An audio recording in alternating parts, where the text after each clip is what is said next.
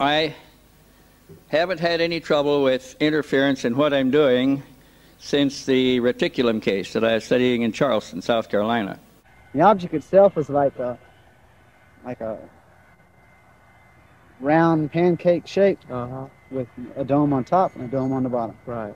But it looked sealed in metal. In other words, you didn't see no windows or no holes or nothing. It moved in a circle above, I'd say about 800 to 1,000, maybe 1,500 feet above the ground. And it moved in not as obvious triangles, but kind of in a flowing, graceful, dynamical fashion. I mean, just sliding across the sky, you know. Not doing anything that would give it an impression that it would lose control. In spite of its erratic behavior, you could tell it was in total control of itself. I mean, there was just, it was the most one of the most beautiful displays of aerodynamics I've ever seen, as far as being involved in this subject.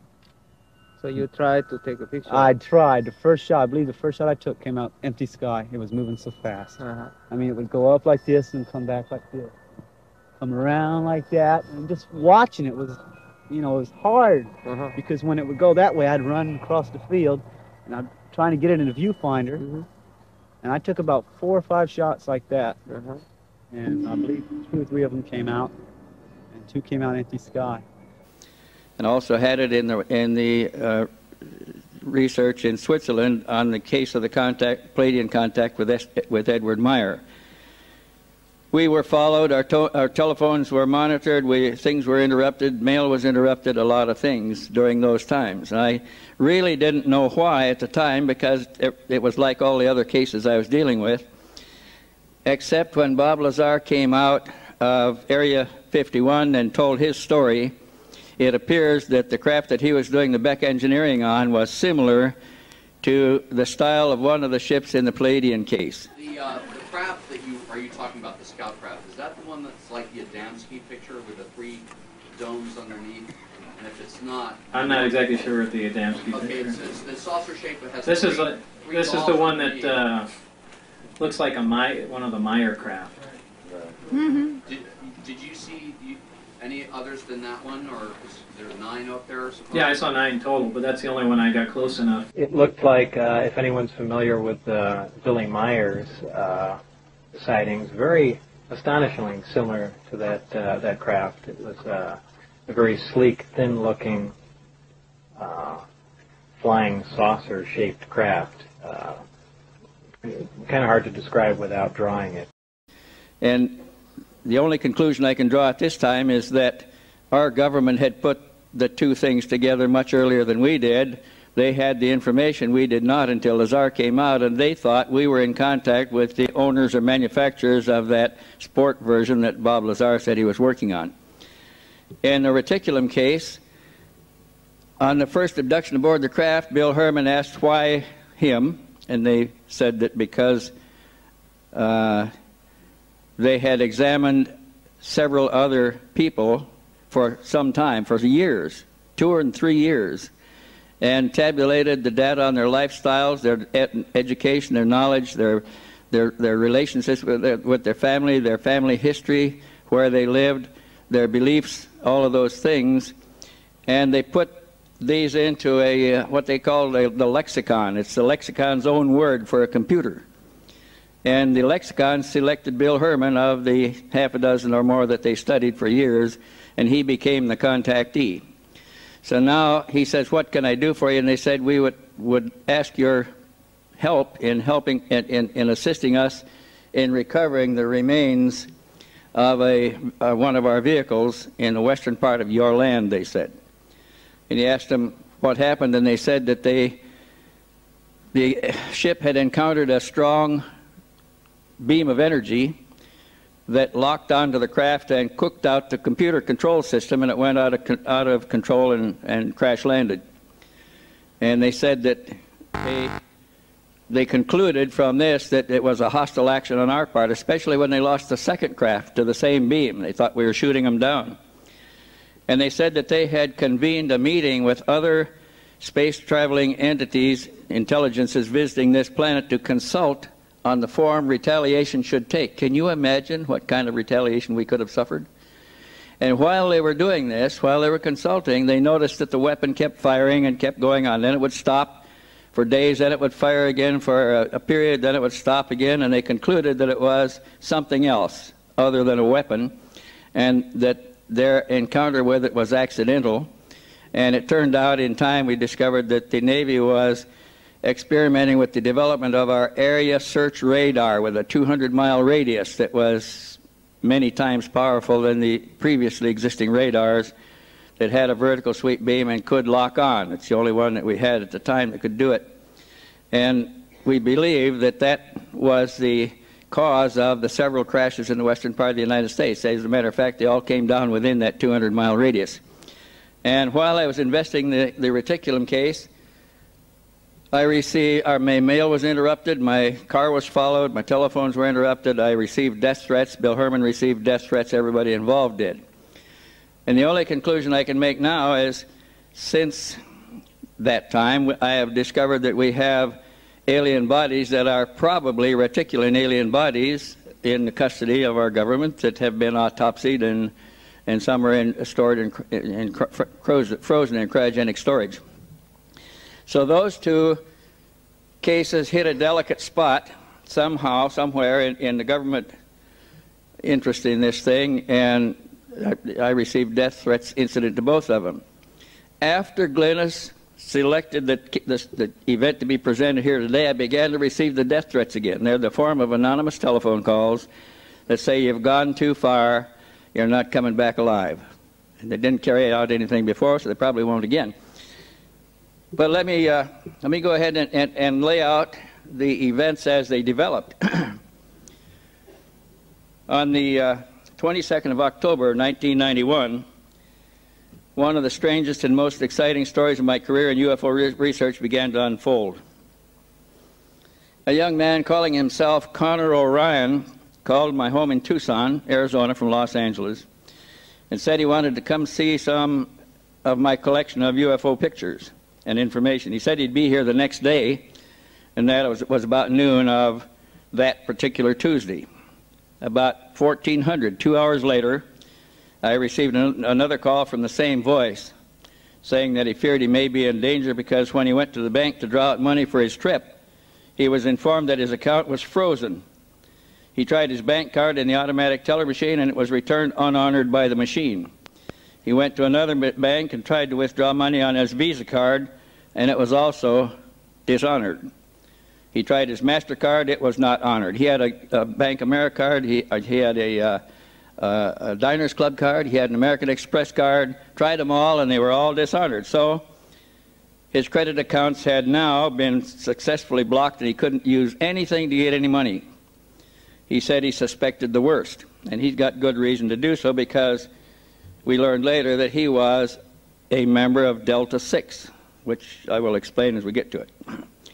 He went back and packed his bags and left his apartment because he's afraid now that something is going to happen to him. He doesn't want to be where they can find him, and began moving around the city of Los Angeles. He called me again about 14:15, that's 2:15, to say that he had something for me, and if I would get him a bus ticket so he could deliver it, he would bring it over. He said the next bus left his position at 1600, that's 4 o'clock in the afternoon. I raced to my nearest mailboxes outlet and wired him $100, which would cover the ticket to Tucson. And after that, I was tied up on my own telephone for a few minutes, and that line was interrupted by another call coming in, and it was the same voice again saying that the money was not at the Western Union and that time was running out. I assured him that I'd check on it immediately and for him to go back to Western Union in 15 minutes and try to pick it up again. And I called, and by the time I got through to Western Union, they told me that he had just picked it up, and they gave me a confirmation of his receipt of the money.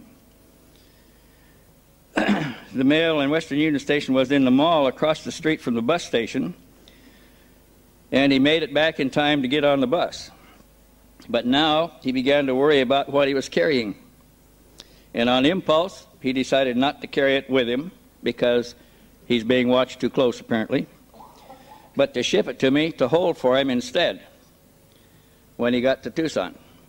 He made up a package in an automobile starter carton, a cardboard box he got out of the trash in the bus station, weighted it with rocks to disguise the contents, and packaged it and prepared it to express mail it registered and insured by bus service to me.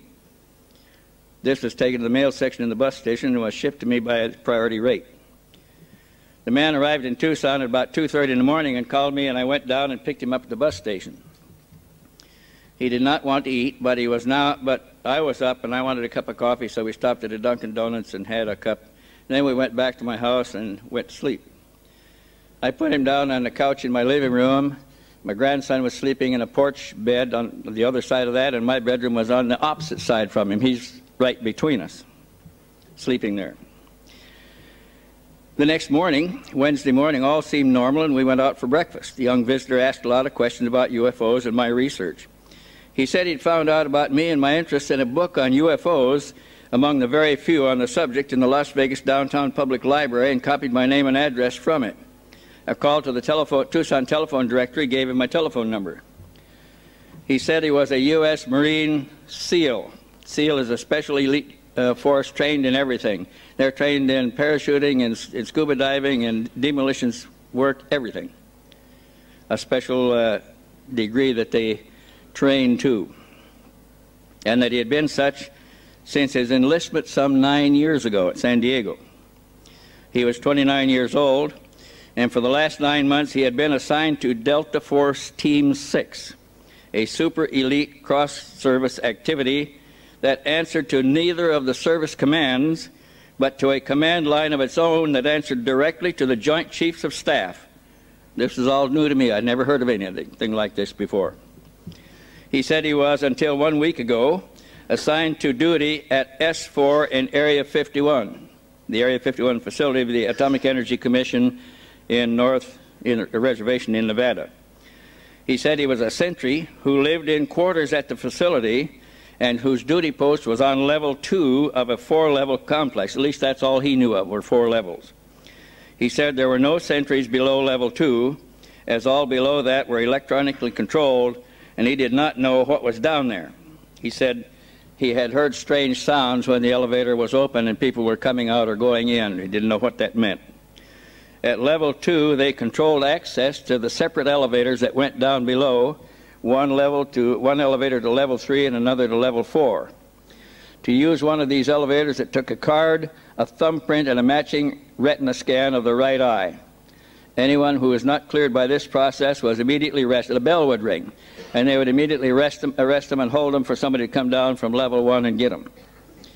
The sentries worked continuous shifts of 4 hours on and 8 hours off, all day long, every day. They patrolled their area at attention and were prohibited from looking around or directly at anybody. They were not allowed to talk to each other or to anybody else. Socialization off duty was discouraged, and little conversation or discussion took place in the facility because there were monitors everywhere, making everyone pretty much of a loner there. Those men were given physical examinations. This was an annual type physical examination every 90 days, during which they were always hypnotized for 1 hour as a part of the physical. He didn't know what they did during that hour. Even their most secret thoughts were probed. These men were allowed 3 days of rest and recuperation leave in groups taken in Las Vegas once a month, and they had to go out in groups. Like nobody could go out alone. They were dropped at the Imperial Palace Hotel on Las Vegas Boulevard in the afternoon of the first day and were picked up at the same place about 4 o'clock in the afternoon of the third day to go back to their work facility. Rooms were provided in a special reserve section of the Imperial Palace Hotel maintained by the security service that they worked for. The men were searched on the way out of the secured S4 facility and were searched again and given a polygraph test on the way back in. Now, this polygraph test was probably a PSR test more than anything else because they didn't wire them up. They asked them questions that were carefully recorded with good microphones, and they probably looked for stress through the psychological stress evaluation technique. On the last quarterly physical for our guest, he was told that he had Hodgkin's disease and would be given a medical discharge. He was also told that it was quite advanced and he had a short time to live. He was distraught at being kicked out of his choice service, a career that he liked, and which he loved and counted on as a career. He wanted to go all the way to his retirement in this service. He was frightened at the prospect of being ill and debilitated by a killing disease when he felt perfectly well and healthy. He'd always been very active. Connor had begun to take an interest in what was going on in his facility and began to look around at things. He saw 7 disc-shaped crafts stored there in level 2, where there were 9 bays, 2 of them unoccupied. 3 of those bays had craft that were all alike, exactly alike, and the remaining 4 craft in the other bays were different, all different from each other. He saw some of the craft occasionally taken up to level 1, and sometimes one or another would be taken outside when all satellite activity was known to be clear. The craft were kept on rolling platforms, and they were always moved on these same platforms from his level to level 1. There were other sentries on level 1 whom he did not know. He really didn't know the ones on level 2 either. He saw at least two alien bodies pickled naked in a liquid and preserved standing erect in large transparent tube-like cases. A metal band around the waist held the bodies erect. The reason he knew there were more of these body containers, but they were in a line that ran away from his point when he patrolled, and he could only see the first 2, and there were at least 2 more that he couldn't see what was inside, but he suspected the same. The eyes in one of the cadavers that he could look at seemed to be sunken back some, indicating long-term death for a long time. Over time, a small camera was successfully taken into that facility, and pictures were taken, and the film was brought out. Despite the prohibition against speaking, when they were on leave in downtown Las Vegas, he discovered that one other sentry there was equally disenchanted. And that sentry knew another one that was disenchanted. It was brought into the group. Now they have 3 together. The third one knew that the biologist, a civilian technician that had care of the bodies, was disenchanted. And between the 4 of them, they conspired to bring the camera in, successfully keep it hidden, and take pictures inside. This became a dangerous game, and its possible discovery during one of the hypnotic sessions may have been the real reason for his sudden separation. If this is the case, and he really had Hodgkin's disease, the implications are fearful. He may have been given this disease by his own superiors to terminate him for what he had seen or what he was thinking. This had already occurred to him, and he was very worried because he still felt in perfect health and had no history of such a disease in his family. His retaliation, if this turned out to be true, was to release some of the 52 photographs they had already taken inside of level 2 of S4 and had successfully smuggled out. To blow the lid off such a nefarious operation, this was truly the work of mad scientists, if this is true. Connor felt his hand was being forced by the freezing of his own money supply, and he now sought to get out of the whole thing. Uh-oh. Can anybody put the batteries back in that for me? He sought to get out of the whole thing. He shipped his weapon, the set of 52 photographs, in a starter box only 20 minutes before he got on a bus to come to Tucson. Other sets were strategically stashed in case of an intercept of one or more of the packages. Actually, they had prepared 6 different sets and stashed them in 6 different locations. He had one of those he was bringing to my house. The people that held those other sets had a capability of making more copies and stashing them further. So this was a hedge against killing somebody to stop the process. If they killed him, they would only tend to confirm what could be released. We think that was the only reason he wasn't killed in our hands. Now he was waiting anxiously for the box to arrive. The shipping clerk in Los Angeles having advised him that it would take 3 days to get to Tucson, and this would mean that it would arrive on Friday the 25th. Is the little device okay? Yeah, it's okay, is it? Can be used? Okay. But we'll put it on the table keep it a little safer next. But on Thursday the 24th, I found a pale blue envelope resting in the brackets of a porch mailbox next to my front door, right next to the front door. It bore no address and no stamps, indicating a hand delivery to my house. The return address printed in the upper left-hand corner of the envelope was Imperial Palace, 3535 Las Vegas Boulevard, South Las Vegas, Nevada, 89109. Inside the blue parchment-like envelope was a sheet of similar blue stationery with the Imperial Palace name and crest on the top of the page and a gold crest on the bottom in the right-hand corner. On that sheet of paper was a message in very simple, childlike grade school penmanship letters, the kind you've seen on the penmanship training tablets. In these letters of a style used in penmanship practice in elementary school, which is very difficult to judge handwriting characteristics from. The message said, "It's to come home," and a Delta Force symbol with the point of the triangle up indicating it's cool, as we found out later. Does it work now? Yes. Okay. I'll keep it on the table here. Do we point this at the machine? Okay, yep. This looks like it. And I turned it off? Oh, great. Now it should be on, huh? Stand by, we'll have it here in a minute. Now forward, okay. This is a copy of my Western Union transmittal of the $100, not important here.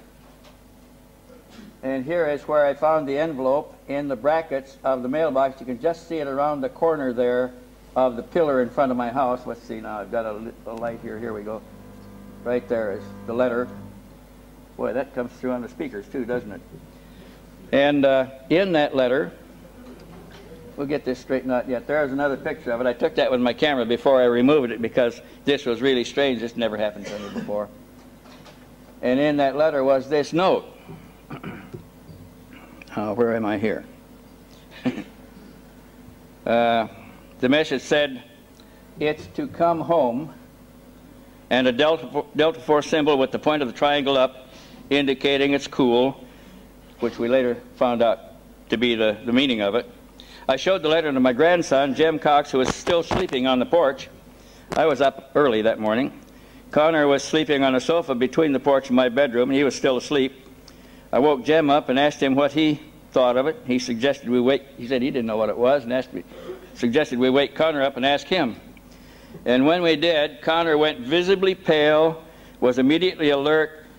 Beads of sweat popped out on his forehead, and he says, "Oh God, they're here already." And he shook his head. Our visitor is now concerned that he also has a tracking device implanted in his body, because though we have watched carefully, no evidence of being followed had been detected. And we have done everything we could do to see if he was being followed. We took different routes home. We stopped and waited for cars to pass, a lot of things. Nothing happened. So we were pretty sure that we were clean. Now this is at my door. This angered Connor even more than the possibility of the disease being introduced, because he now has evidence of this. He said he wanted to give us a statement to be held in confidence unless and until something is done to him. If he is harmed in any way, or his friends or family or their families, because of him being harmed, this statement could be released. The statement that he was going to give us. So Jim and I took a high-8 video camera, and we went out into the desert to a high spot where all approaches could be watched simultaneously from all directions, and video recorded a 2-hour statement for this purpose.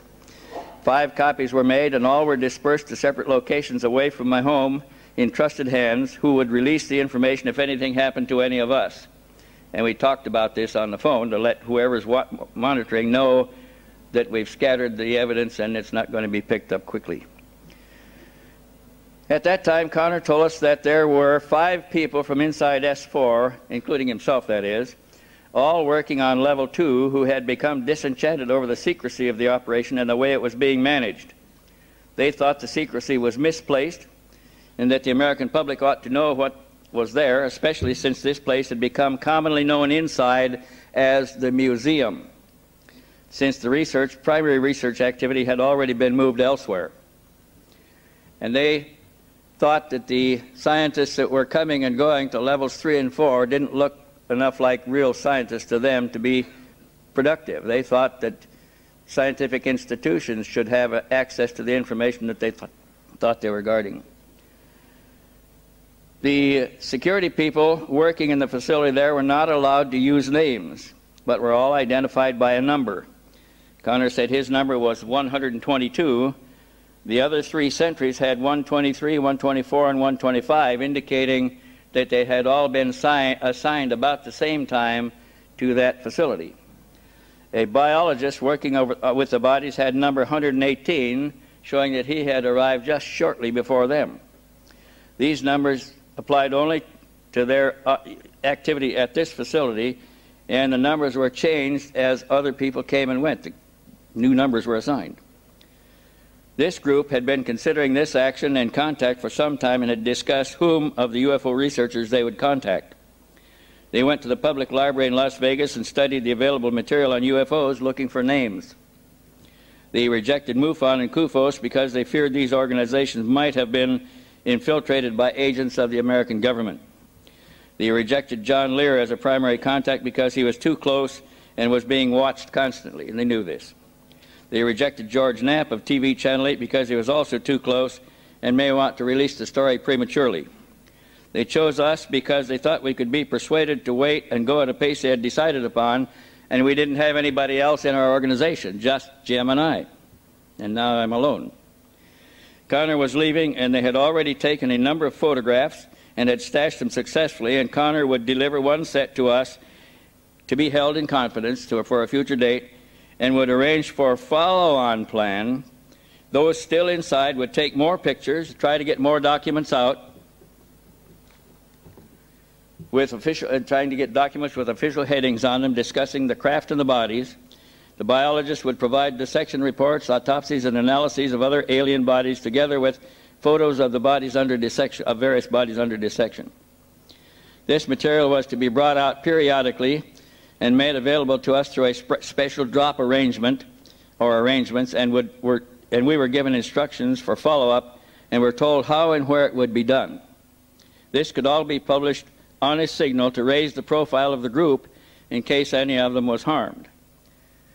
They hoped that a public outcry would result and that this would save some of them from internal executions.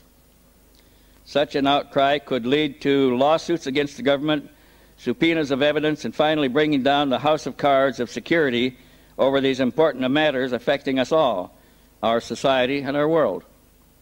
Friday morning, we were anxiously waiting the delivery of the shipment to get the package, when at about 11:30 that morning, I went out to see if any mailbox flags were still up on my street to see if the mailman had come. And coming back to the door, I noticed another of those pale blue Imperial Palace envelopes stuck behind my house numbers. And this time, the message was on a 3x5 white card. Did it change? No? Same one. Well, let's see. Is that still the same? We're going forward. Now we got a new one, right? Okay. Oh, somebody else help me? Oh, thank you. That's another one, is it? This time the message was on a... It is? We got a slide stuck there. 1 second.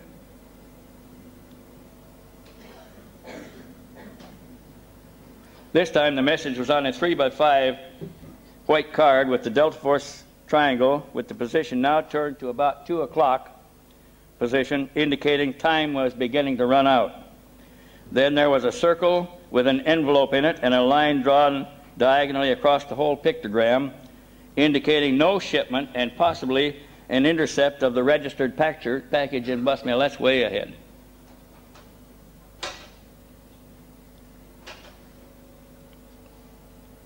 Okay, now go forward with the buttons over there. Past the first message. They're not coming up? No, you put 2 slides for 1 slot. Oh, Lord. Can you take it out and back the rest of them up 1 slot to that then? So there was then a circle with an envelope in it and a line drawn diagonally across the whole pictogram, indicating no shipment. and possibly an intercept of the registered package as well. This next pictogram, the next pictogram in that second message was a circle with LV bus in it and a diagonal line drawn across that indicating possibly an intercept at the Las Vegas bus terminal, which we later found was another stash. That was followed by a big question mark indicating, what are you going to do now? But the most threatening part of this message was the last two symbols. One was the word home in block letters, and the other was two paper matches. Jammed again?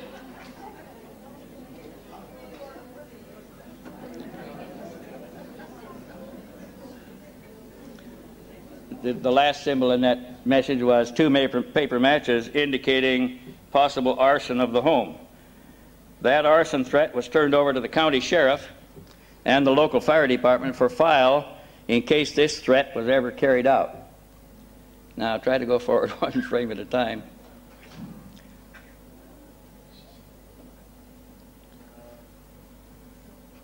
Really doesn't like cardboard slides. Okay. If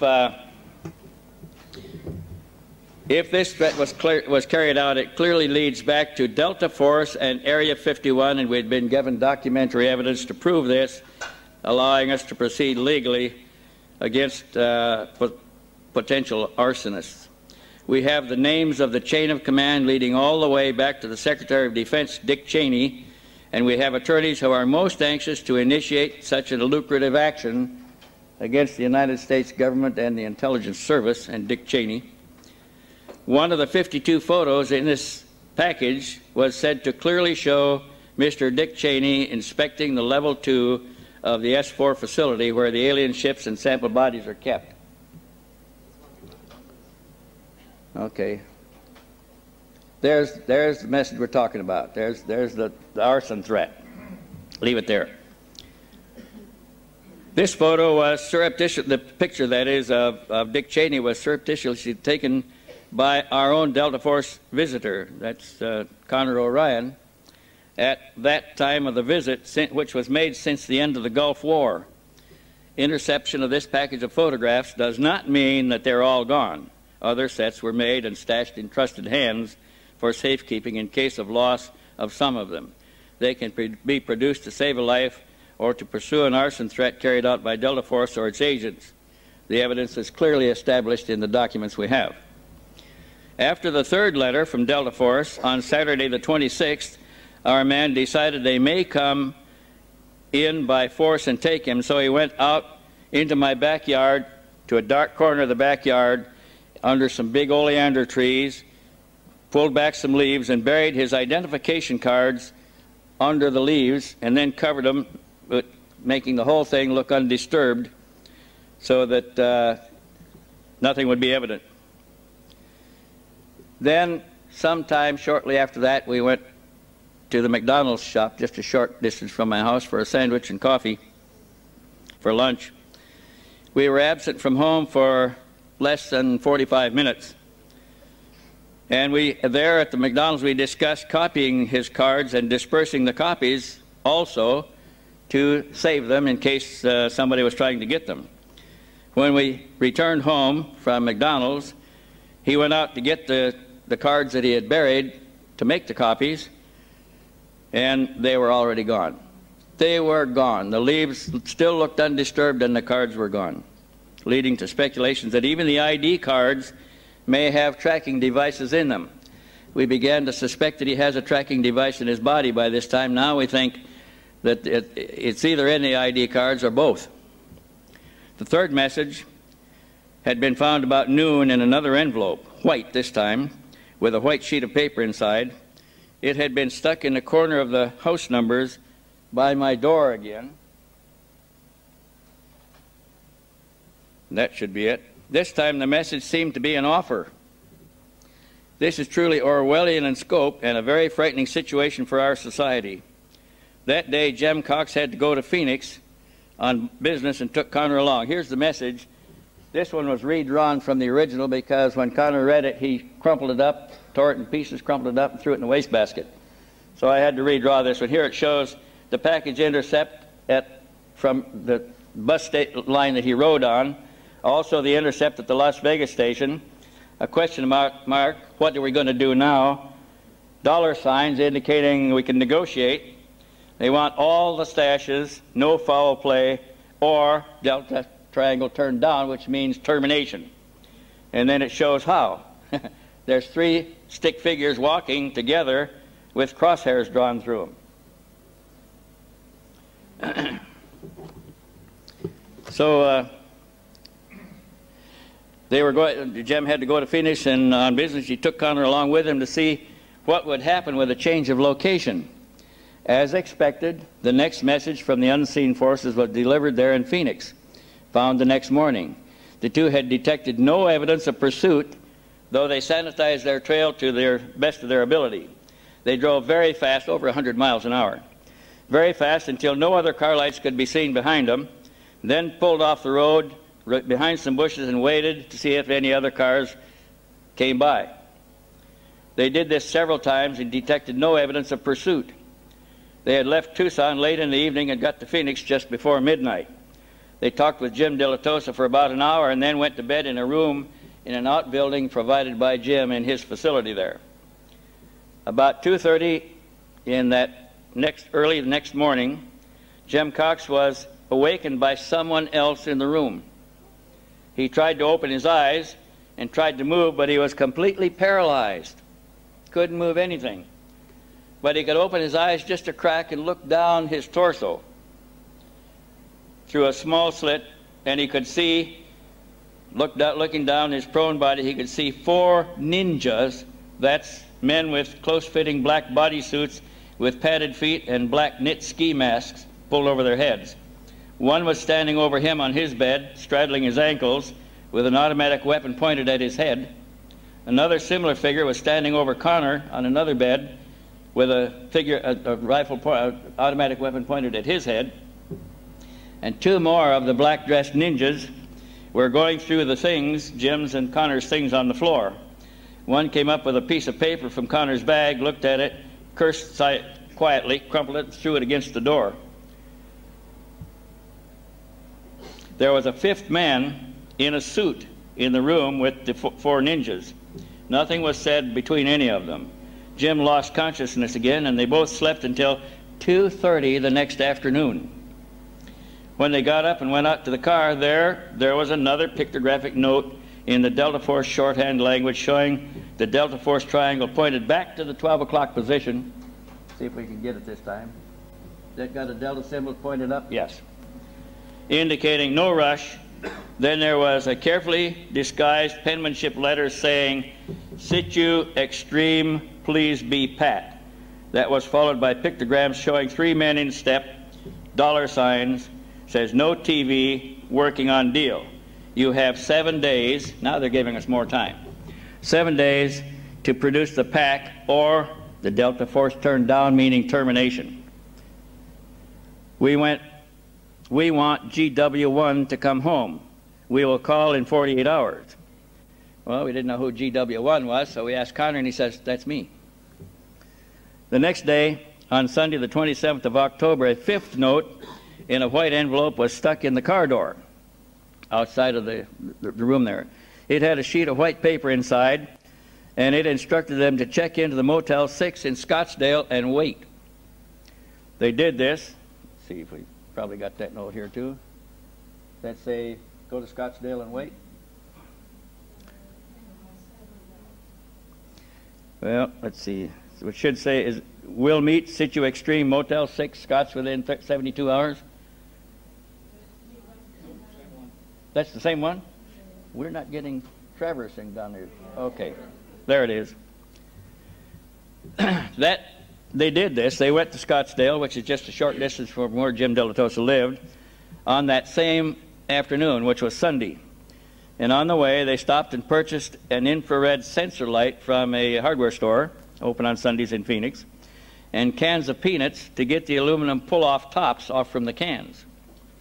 They rigged the sensor light inside of the door to come on when somebody was just beyond the door on the outside and slipped the peanut can lids. They were inserted in the crack around the top of the door to fall out in case the door was opened, or in case the crack was probed with anything to see if there was booby traps.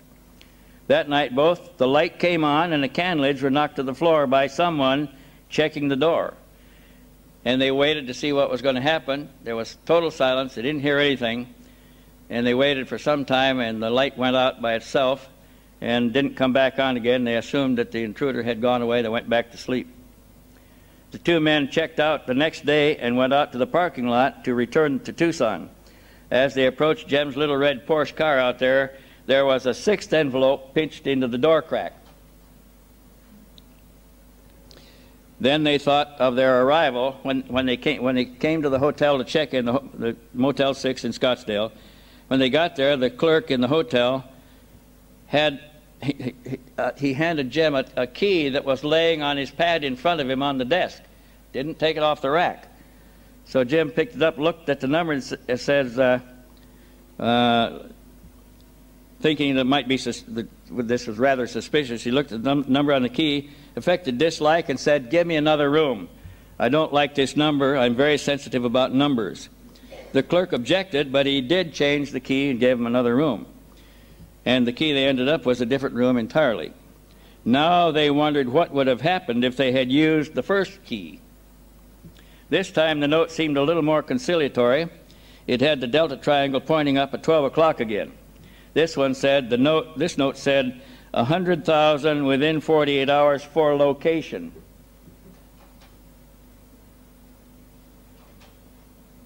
Is that it? Okay. No foul play, and the Delta symbol turned down in case there was foul play, and again the three stick figures with a circle with crosshairs drawn through it.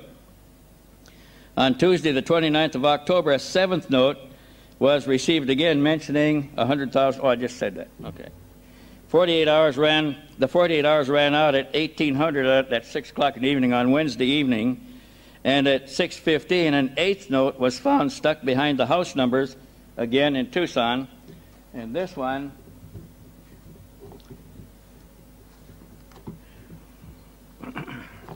said, "Please be Pat. Having problems with deal. Okay. We will be here tomorrow between 1300 and 1600. That's 1 and 4 o'clock in the afternoon. Be here," and the Delta Triangle turned up again. We waited all day Thursday from noon until after 6 o'clock with no further contact. Finally, Connor asked for my car to go make a phone call. He came back somewhat disturbed and said that he had been told that orders had been issued to terminate him. At that point, we decided to raise his profile so that such a termination might draw the interest of hundreds of UFO buffs anxious to check Area 51 and S4 and anxious to expose some of what was going on. I called the local ham radio net and asked them to stand by in case something dangerous happened. They would get some word and understand what they would be dealing with, and giving them a few clues of what was happening and other contacts to put the whole story together.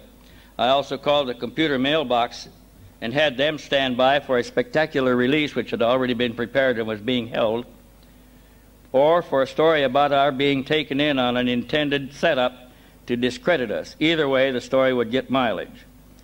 There was no contact at all day Friday. Very unusual in view of the deadlines we'd been receiving before and the continuous activity. In the morning of Saturday, the 2nd of November, we found a plain brown envelope behind my house numbers again. This was apparently the end of the negotiations and a final kiss-off. Is that a change there? It is. The threat was plain and simple. It said, no more negotiations. They would not hesitate to take out my whole neighborhood if necessary, and a reference to Malakia. The reference to Malakia at the bottom meant just that. That doesn't have it. Okay, what have we got there? That's the plain brown envelope. The next slide.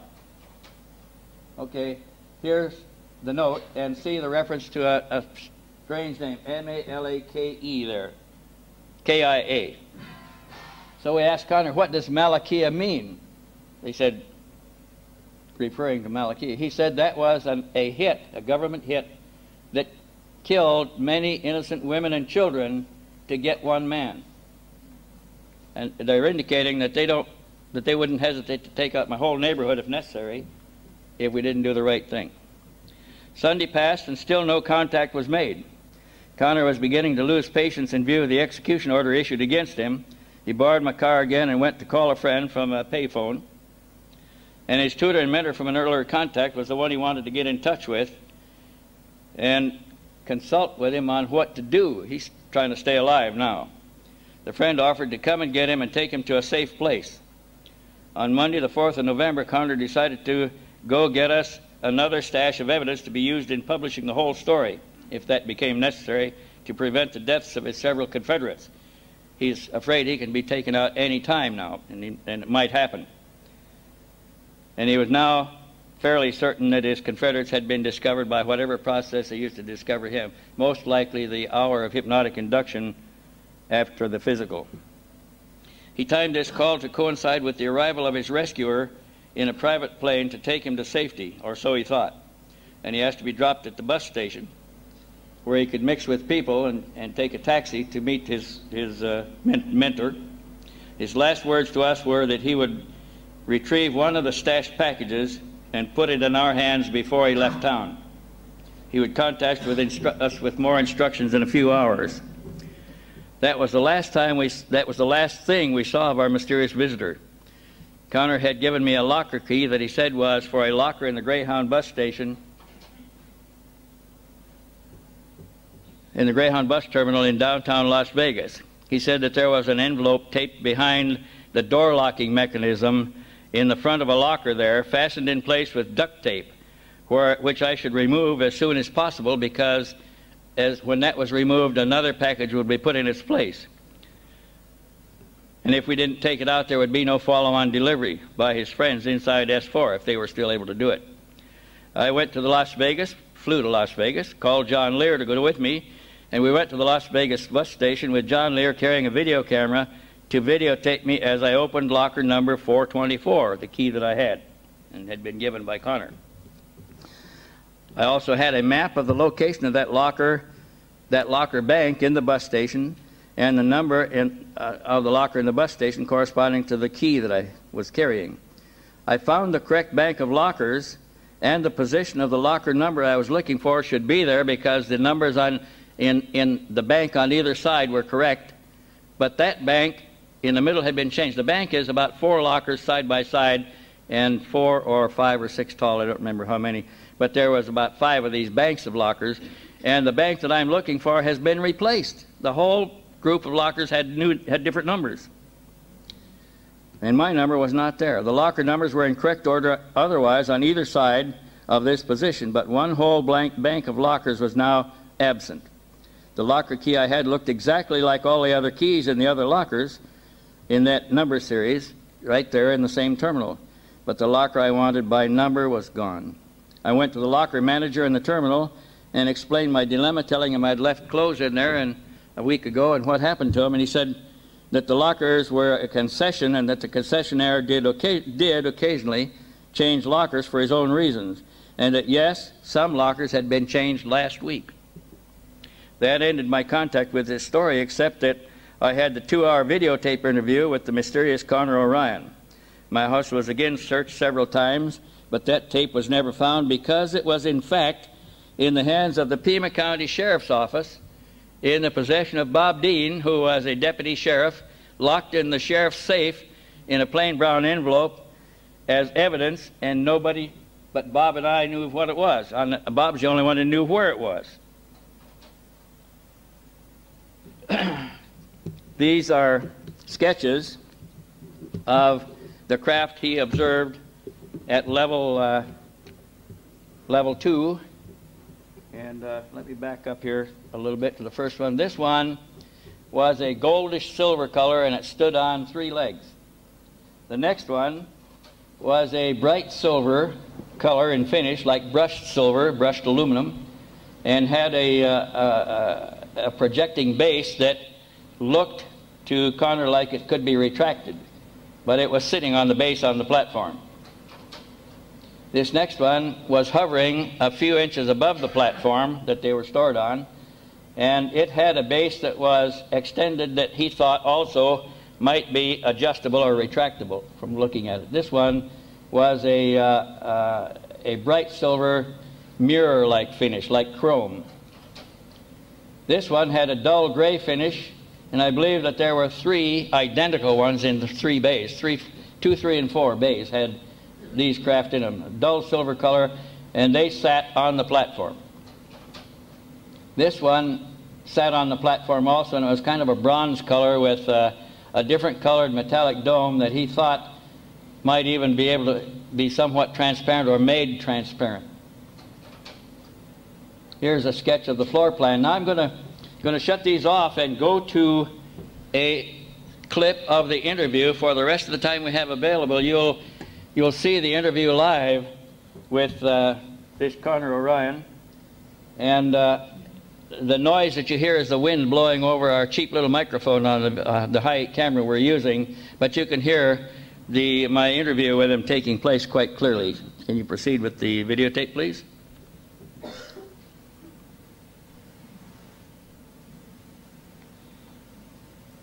Connor. Why do I keep saying Shane? I don't know.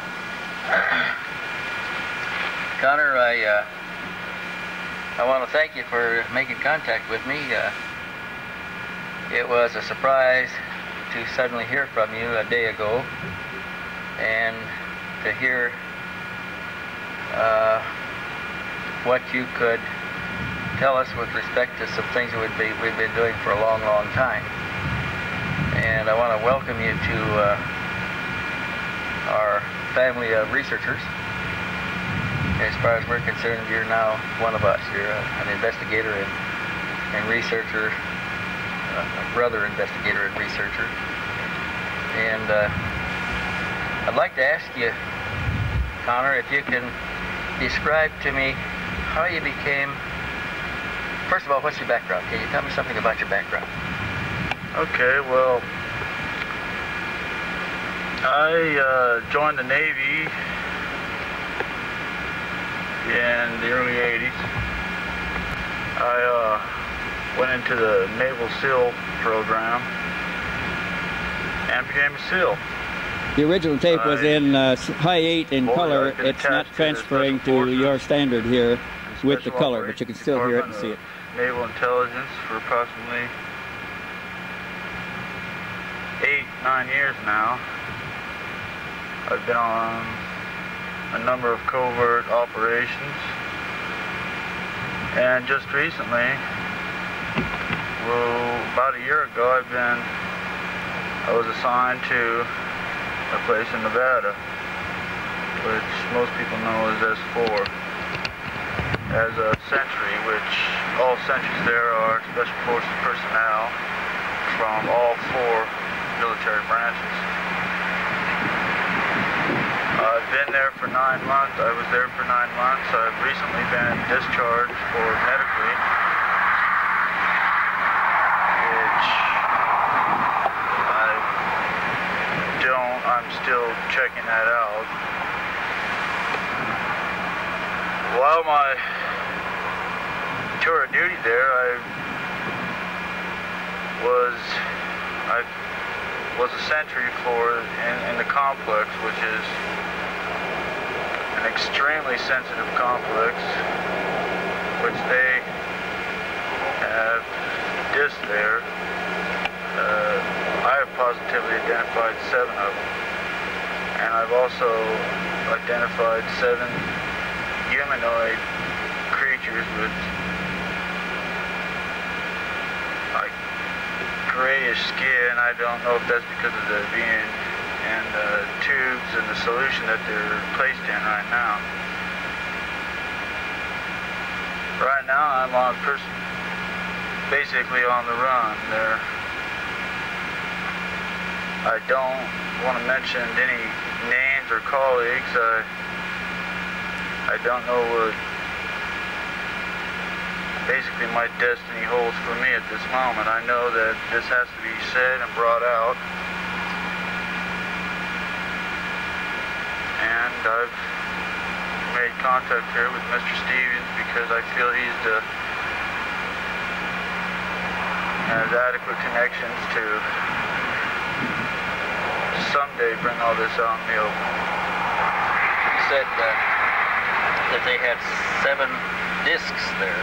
You're talking about disc-shaped flying vehicles or something. Flying vehicles. All the vehicles are of extraterrestrial origin. They are not. When I first got there, it took me a good couple weeks before I could fully comprehend and realize this. I've always been an avid believer in life in the universe, that we're not the only ones, but this confirmed it for me in my own mind, and there are other people there that believe and feel that this should all be brought out too. But it has to be done slowly.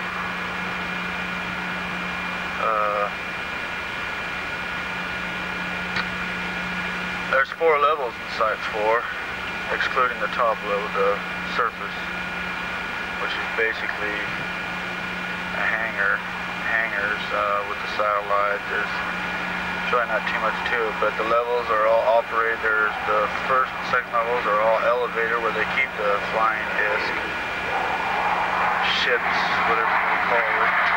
They bring it to the surface.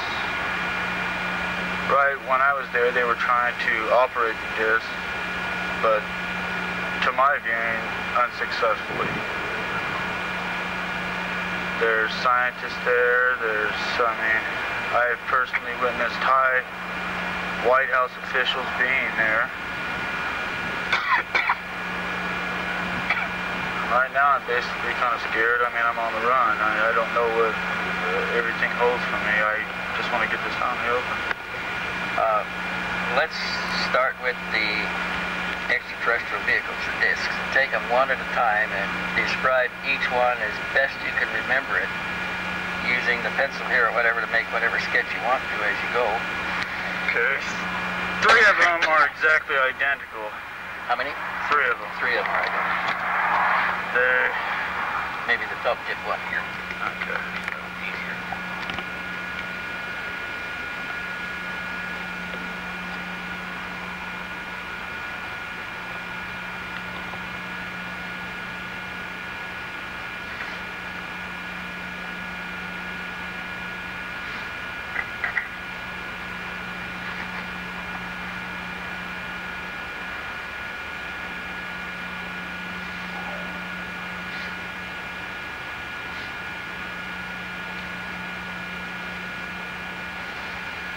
What's the rectangle you just sketched on the bottom? Is that what they sit on, or? This is like what they sit on now.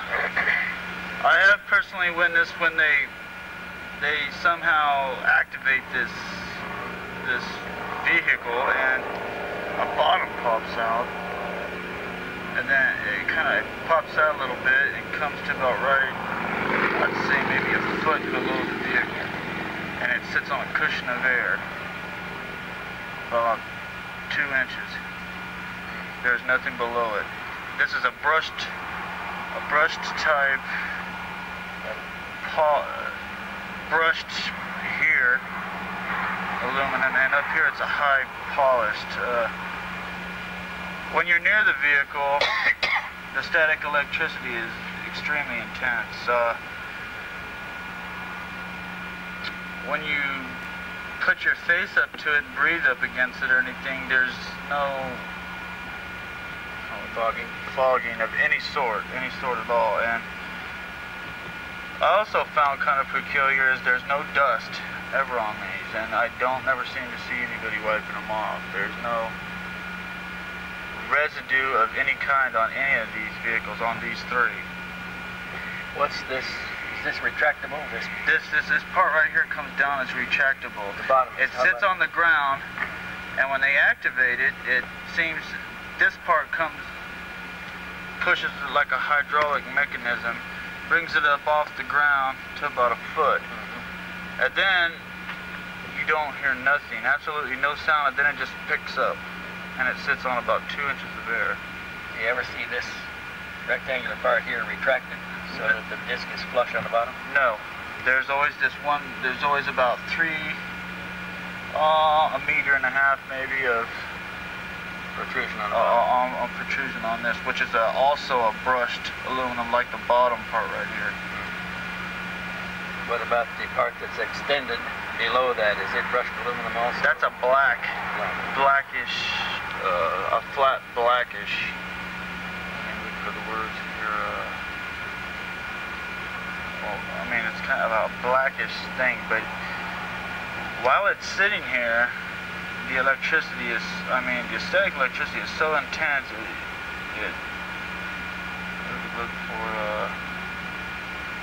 it expands. I mean, this is blurry kind of down here. I see. I mean, it's kind of blurry and like it's,